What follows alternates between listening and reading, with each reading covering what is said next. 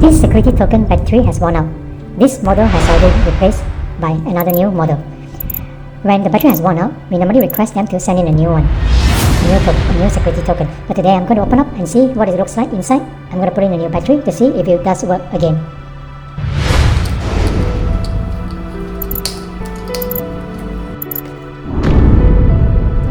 When a new battery is being inserted, I believe the holes here, or these holes, they will use it to do some settings, probably to initialize the token by connecting the available pins here.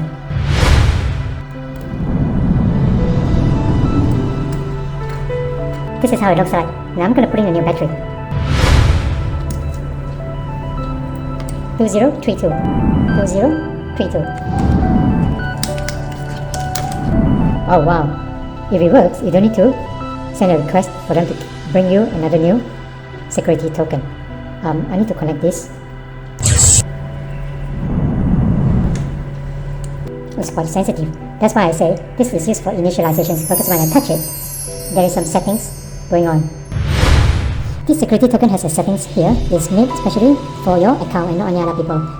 The purpose of this video is to show you how a security token looks like. Even though you put in a new battery, it's just not going to work. Okay, so that's it. Yeah. Bye bye.